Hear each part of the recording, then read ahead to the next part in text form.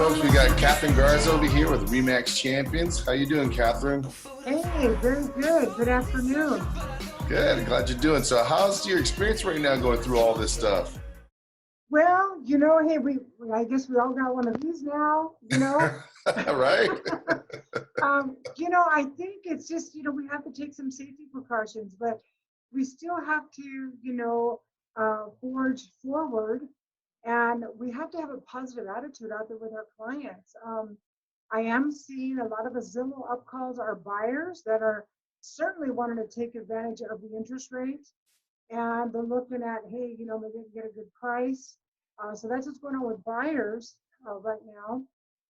As far as the escrows and escrow closings, agents, you guys are going to see people towards the end wanting to renegotiate or maybe ask for some fees that maybe they weren't asking for at the beginning of the escrow.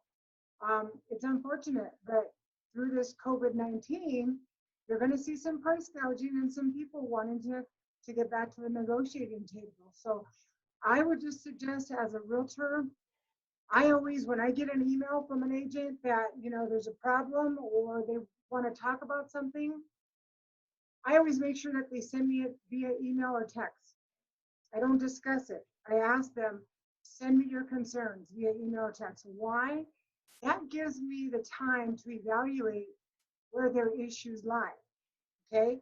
And then I can get back to them with a positive response. I want to say, agents, when we just talk to somebody on the phone, you may say the wrong thing. They may have caught you off guard. So now, you might be real desperate and just kind of say the wrong thing. So I would say be careful of that, guard yourself of that, know what you're going to say, and come up with resolutions. Don't think everything's a cancel. We just recorded on a transaction today where I represent the seller, and the buyer's agent sent me a text that his buyer was afraid and she wanted to hold the closing to the end of April. Okay, so I text him, explain to me why. Tell me what the concerns are. Well, she's afraid she can't move. She's going to be paying all this, money on her mortgage and not be able to move. So I sent him a moving company that has 7 different movers that will move her with COVID-19 and wrap her stuff and take precautions. Send her that. So then he says, but then she's got a mortgage payment. Well, guess what? Her mortgage payment's not due till June. So now what is the problem? So what I'm saying is get the solutions, but give them the answers and see what they're. So his last text was, well, the COVID-19, well, what is that going to affect her? How is that going to affect her? So they couldn't come up with a resolution. And I said, hey, we've got 2 other offers. So why would I encourage my seller to give you another 30 days when at the end of 30 days, she still may cancel, right? Yeah. So guess what? We're recording today. And he texted me and said, well, she wants money. She wants money? She wants money. She wants closing credit. I said, hey, all contingencies are removed, right? Right. Appraisal's done, inspection's done, loan approval. So even if you don't want to give me a contingency removal, all of the valid contingencies are removed. So, he sent me a text and I said, well, what's the problem now? Well, she's got association dues. Well, she's got to take some responsibilities as an adult. However, let's talk. So I said, well, how much are we talking about? Okay, so I'm letting him give me some numbers. And he says, well, she's talking about $2,000.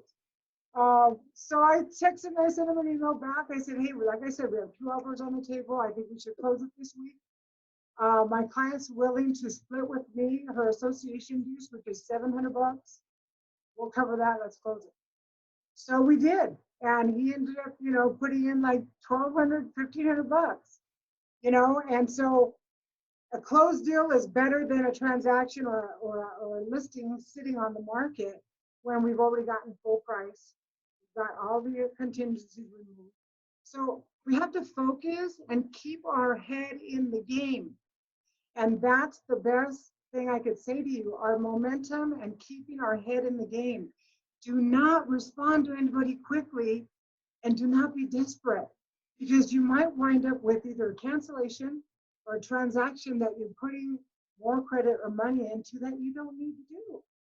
So you know, it's the same thing as when you want a listing appointment. You have to, when you want to renegotiate, you want to look at what are the solutions to the current problem, and let's get together and close the deal. So that's the first thing as far as closing your escrows, because right now I know a lot of people are having canceled escrows, or people that are concerned about COVID-19.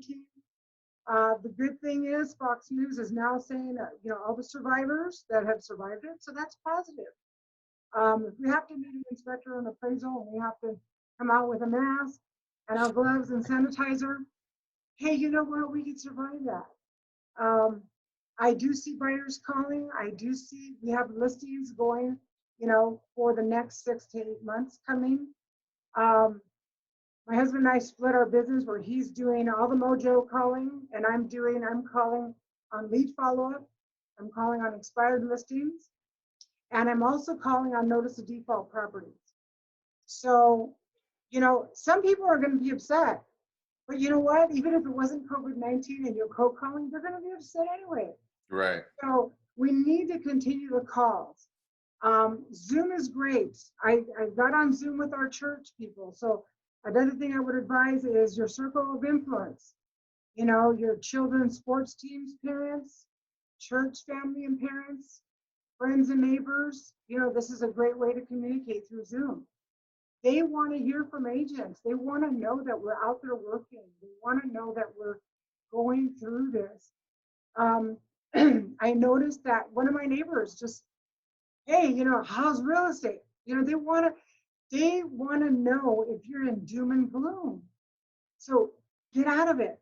Don't watch the news too much. You know, business as usual. You know, forge ahead and keep your head in the game, because we as realtors, I'm sorry to say, but I'm gonna tell you the truth. I've dealt with so many realtors over the years, and it's like prostitution, man. Okay. I mean, realtors want to go prostitute themselves and do everything, and they overpromise. This is still a business. We need to conduct ourselves in a business fashion, and don't get freaked out or upset when somebody just comes through and says they want this. There's a solution, you know, talk and work it out. But you will see, if you've been talking to agents, they're panicked. Yeah. And they're making mistakes out of being panicked. And the transaction that's recording today, I said to the agent, I text him, do not let your buyer put the fear in you to make you do things you would otherwise not do. Because people are trying to take advantage of the situation right now. Right. Still have to conduct ourselves as business people. And so don't freak out. If somebody calls and asks for money or says they're going to threaten to cancel, don't freak out. Just take it and know this: 1 cancels and 2 more open. Ooh, That's there how you you go. have to look at it. You have to look at it that way. Yeah. You know, I get investors right now 24/7 sending me offers on our listings, really low offers. Why? Because they want to take advantage of COVID-19 and see what they could get away with. So I just say, you know, very important, keep your head in the game. I want you to know something about me. This might help. We are survivors of the Whittier earthquakes. Okay. Back in that day, I was doing loans. Okay. We are survivors of the 1995 recession. Okay.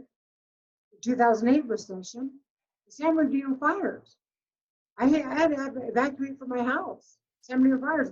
And purposely, they shut off the lights of the electricity and the gas because they knew people would stay home.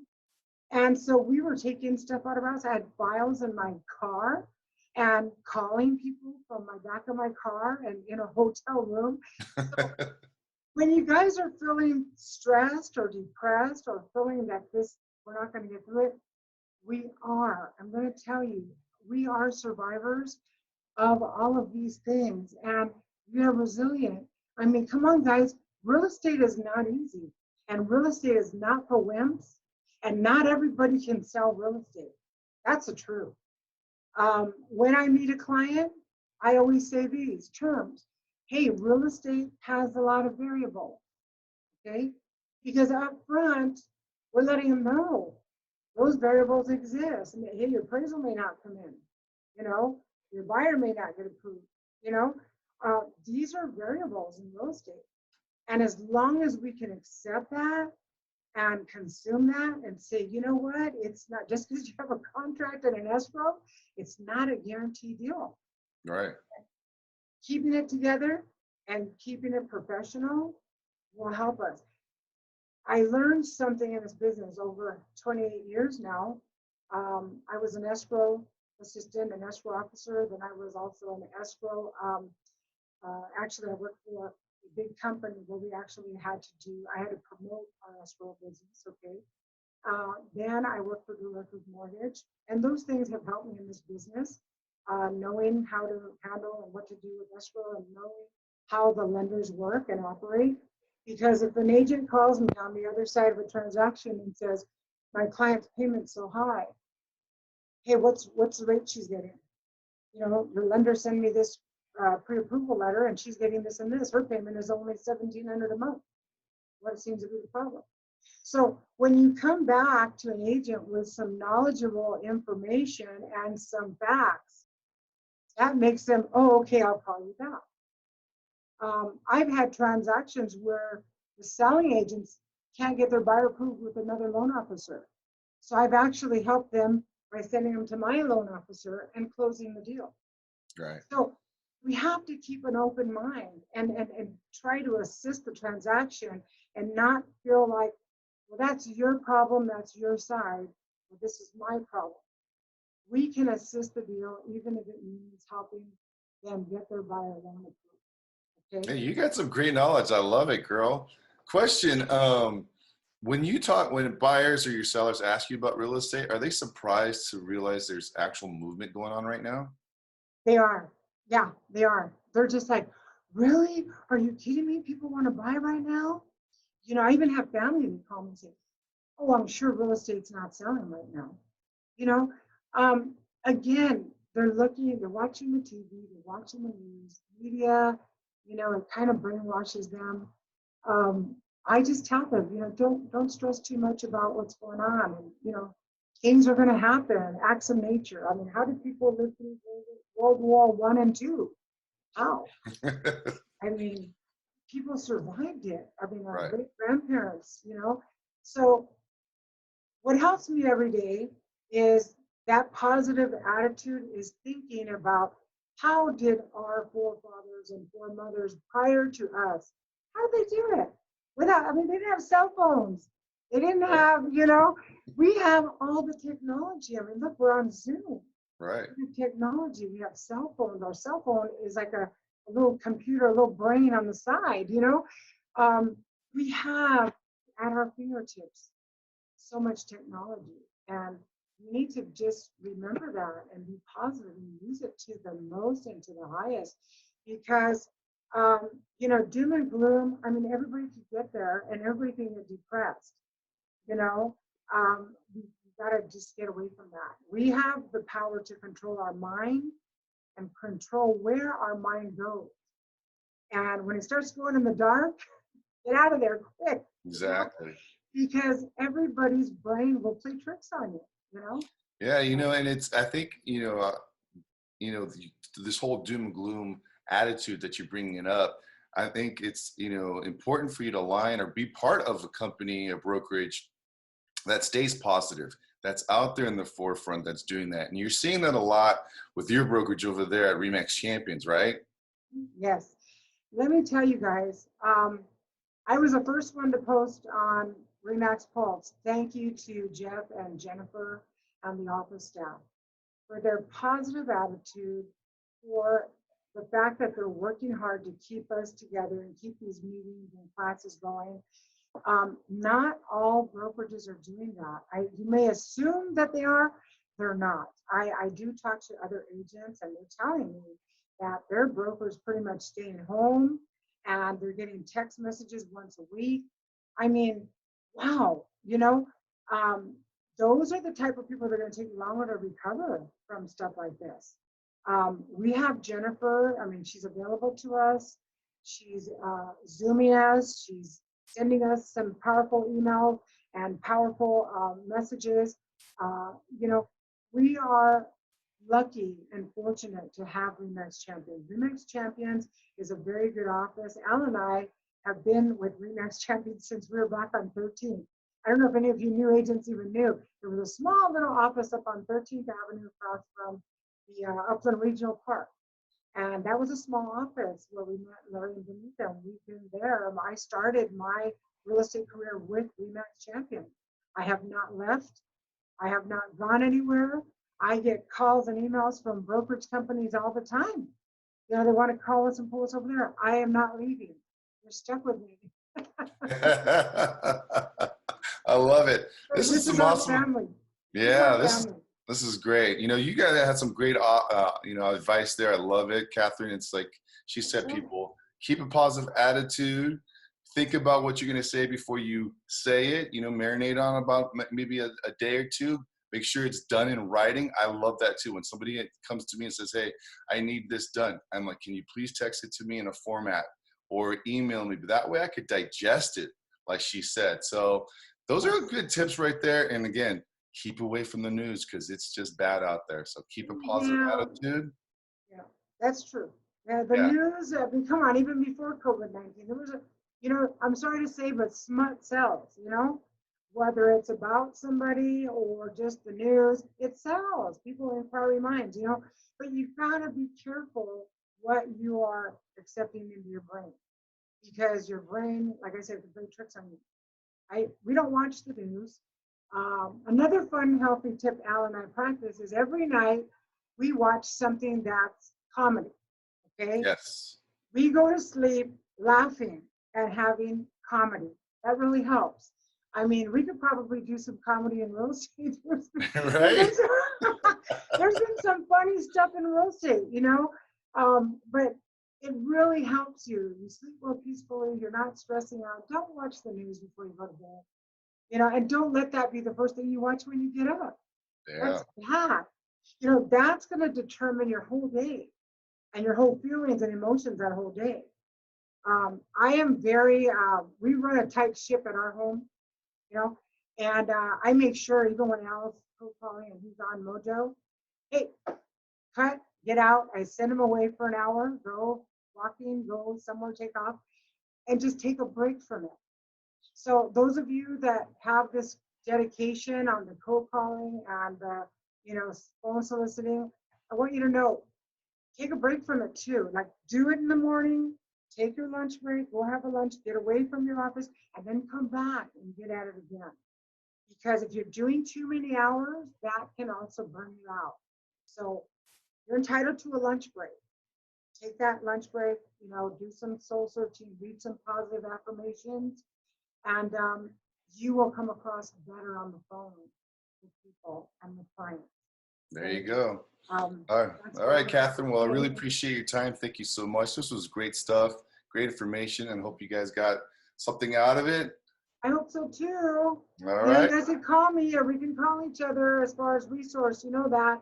Exactly. But we have an awesome office, and thank you, Jaime, for everything you do for us. And I'm very thankful for Jeff and Jennifer. They're always available to text or email or, you know, anything that we need. We're very fortunate to have the Remax Champions family, and our escrow girls, they're on top of it. So keep sending them business, guys. You know, we need to keep this office going, and we need to remain positive. So good luck to everybody. There we go. All right. Bye-bye. Bye. Take care.